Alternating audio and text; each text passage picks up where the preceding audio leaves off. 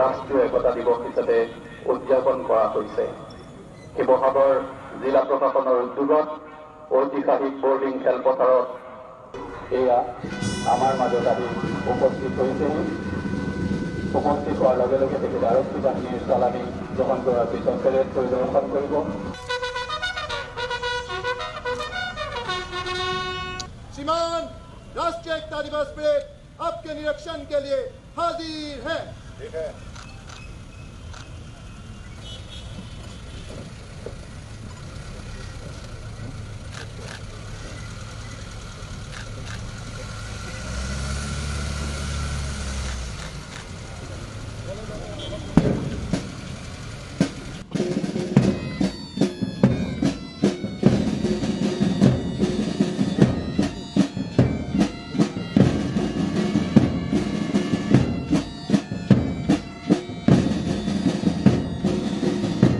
সালামী গ্ৰহণৰ পিছত এয়া মাৰ্চ পাষ্টত অংশগ্ৰহণ কৰা দলসমূহ তেখেতে পৰিদৰ্শন কৰিছে।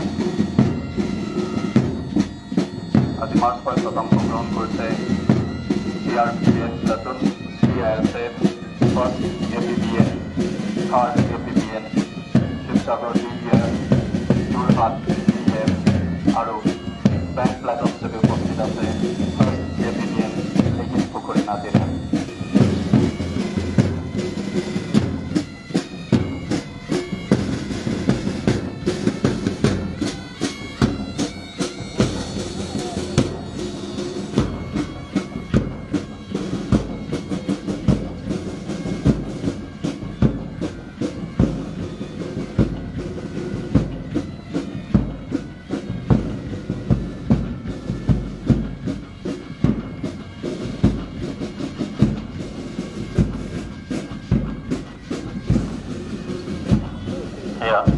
मुख्य अतिथि महोदय परेड परिदर्शन करेছে।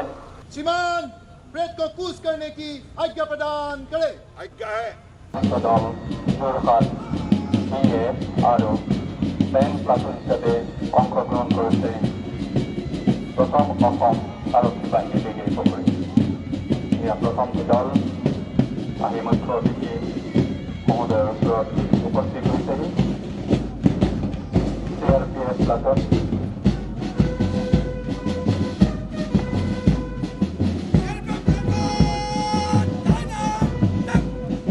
উপস্থিত সকলকে সাক্ষাৎ কৰি তেখেতসকলক অভিবাদন জনাবৰ কাৰণে আমি অনুৰোধ জনাইছোঁ। প্ৰথমটো দল CRPF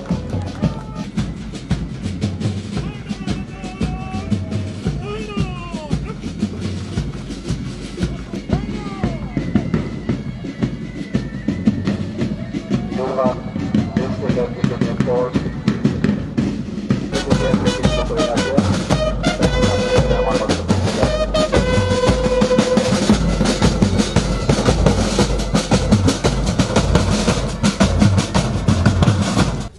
মানৱ ভাৰতৰত্ন স্বাধীন ভাৰতৰ প্ৰথমগৰাকী উপ প্ৰধানমন্ত্ৰী তথা গৃহমন্ত্ৰী চৰ্দাৰ বল্লভভাই পেটেল ডাঙৰীয়াৰ আজি জন্মদিন। এই জন্মদিনৰ উপলক্ষে সমগ্ৰ ভাৰতবৰ্ষতেই ভাৰতবৰ্ষৰ জনতাই শ্ৰদ্ধা সহকাৰে ভক্তিভাৱে এইগৰাকী মহান নেতাক শ্ৰদ্ধাঞ্জলি জ্ঞাপন কৰিছে আৰু সেই উদ্দেশ্যে আমি ইয়াত সমবেত হৈছোঁ। আৰু এই সভাখনত মই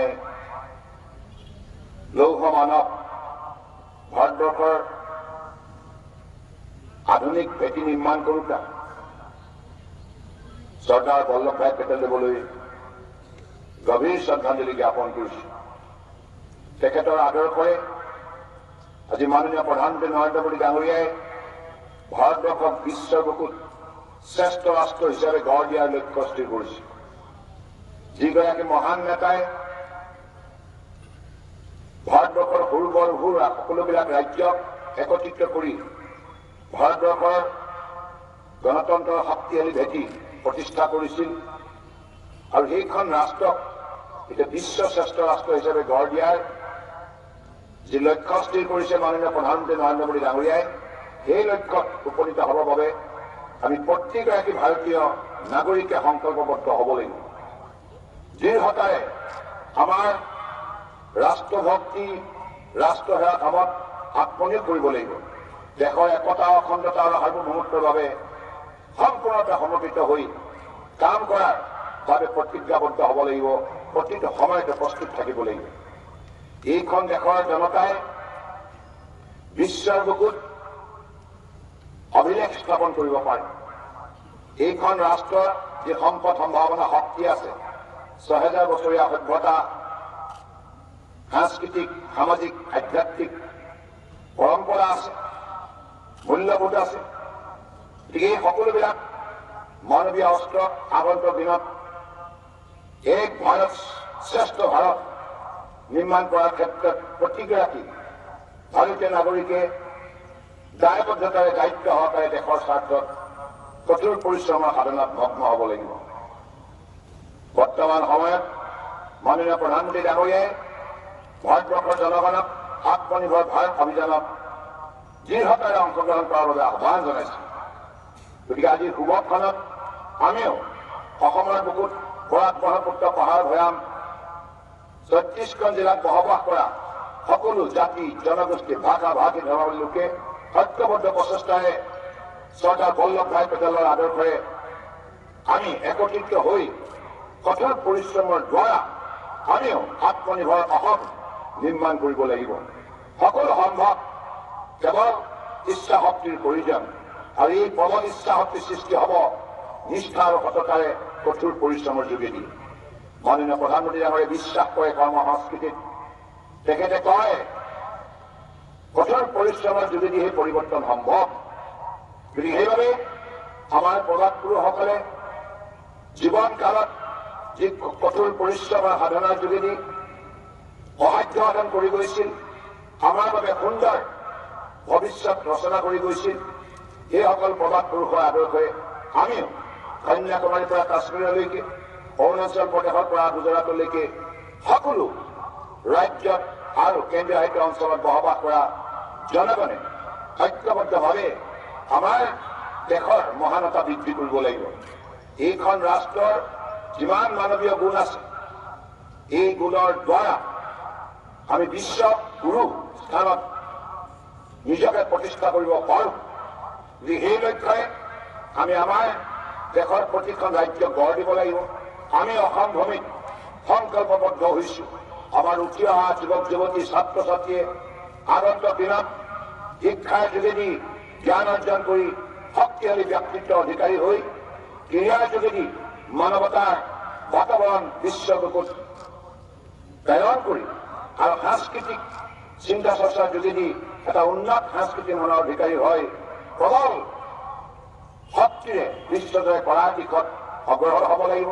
আৰু সেইবাবে আমাৰ মাতৃ পিতৃসকলে নিজৰ পুত্ৰ কন্যাক, ছাত্ৰ ছাত্ৰীসকলক, শিক্ষক শিক্ষয়িত্ৰীসকলে নিশ্চিতভাৱে শিক্ষা ক্ৰীড়া সংস্কৃতিৰ ক্ষেত্ৰত উদ্বুদ্ধ কৰিব লাগিব, উৎসাহিত কৰিব লাগিব। কাৰণ আমি প্ৰতিগৰাকী নাগৰিকে শাৰীৰিকভাৱে সুস্থ হ'ব লাগিব, মানসিকভাৱে প্ৰবল শক্তিশালী হ'ব লাগিব। তেতিয়াহে আমি ৰূপকৰ জ্যোতিপ্ৰসাদ আগৰৱালা তেওঁৰ ভাষাৰে বিশ্বজয় কৰাৰ বাবে কাপোলি মেলিব পাৰিম।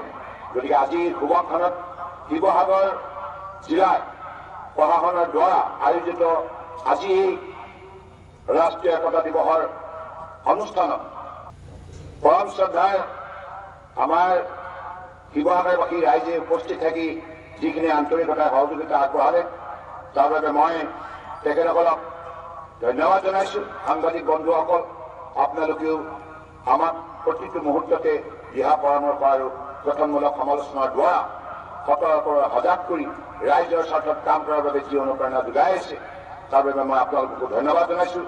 আৰু আজি এই মাৰ্চ পাষ্টত যিসকল আমাৰ বলিষ্ঠ আমাৰ আৰক্ষী বাহিনী কৰ্মকৰ্তাই ইয়াত উল্লেখযোগ্য পদক্ষেপ গ্ৰহণ কৰিলে, বিশেষকৈ পেৰেড কামাণ্ডাৰ অনুপজ্যোতি বৰা আৰু 25th APIR battalion, 3rd APBN, 1st APBN, Sivasagar district police, Jorhat district police, CRPF 149 battalion, CISF, ONGC Nazira আৰু বেণ্ড 1st APBN সকলোকে মই আন্তৰিকতাৰে কৃতজ্ঞতা আৰু ধন্যবাদ জনাইছো আৰু এনেধৰণে আপোনালোকে দেশৰ বাবে ডেডিকেটেড আৰু ডিচিপ্লিন ছাৰ্ভিচ আগবঢ়াই আমাৰ দেশক মহান কৰি তুলিব, দেশৰ একতা অখণ্ডতাৰ সাৰ্বভৌমত্ব ৰক্ষা কৰিব।